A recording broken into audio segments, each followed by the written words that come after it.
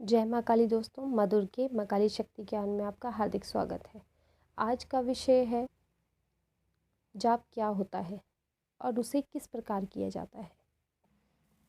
इस वीडियो में आपको मैं ये भी बताऊंगी कि कौन सा जाप हमें करना चाहिए जो सर्वश्रेष्ठ होता है और जो हमारे इष्ट को हमारी ओर आकर्षित करता है।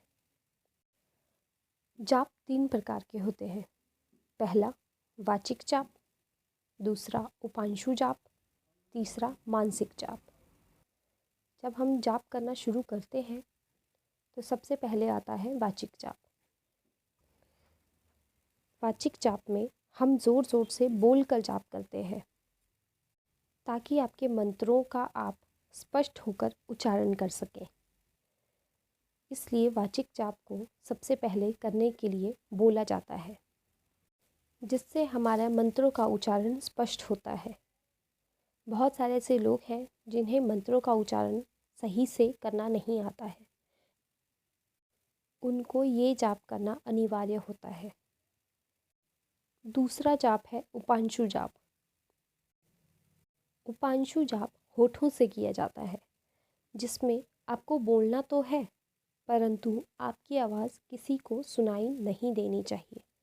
वो आपका उपांशु जाप होता है, जिसमें आपके मंत्रों का उच्चारण किसी को भी सुनाई ना दे।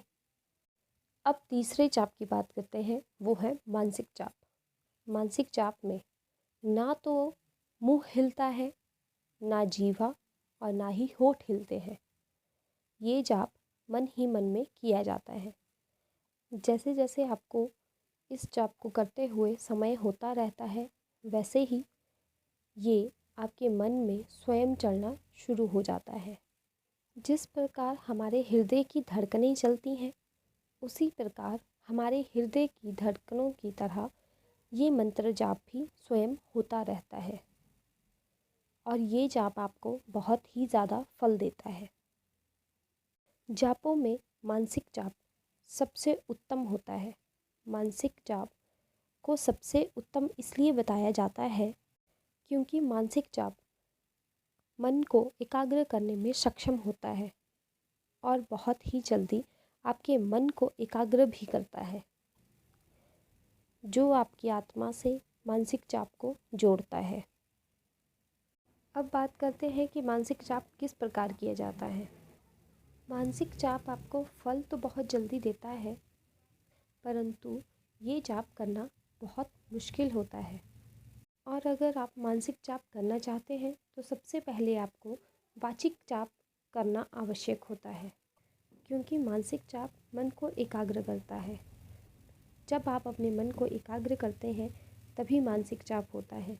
तो सबसे पहले आपको वाचिक जाप करना आवश्यक होता है। जैसा कि मैंने आपको पहले बताया कि वाचिक जाप ज़ोर ज़ोर से बोल कर करते हैं ताकि आपके मंत्रों को स्पष्ट आप उच्चारण कर सकें। उसके बाद आपको उपांशु जाप सीखना होगा, जिसमें आपको बोलना तो है परंतु आपकी आवाज़ किसी और को सुनाई नहीं देनी चाहिए। वाचिक और उपांशु जाप करने के बाद आपको अपने मन को एकाग्र करने की आवश्यकता नहीं होगी। जल्दी ही आपका मन एकाग्र होना शुरू हो जाएगा। अगर आप मानसिक जाप सबसे पहले करेंगे तो आपका मन एकाग्र नहीं होगा और आप जाप करने में ही थक जाया करेंगे, ये सोच के कि हमारा ध्यान तो लग ही नहीं रहा है। तो आपको सबसे पहले जाप के प्रक्रिया के बारे में जानना आवश्यक होता है, जिससे आपका मन भी जाप करने में लगे और आपका ध्यान भी लगे और आपका ध्यान भी आपके इष्ट के चरणों में लगे। जब आपका ध्यान आपके इष्ट के चरणों में लगना शुरू हो जाएगा, तब से आपका मानसिक जाप होना शुरू हो जाएगा। आपका मन एकाग्र होना ज़रूरी है मानसिक जाप के लिए।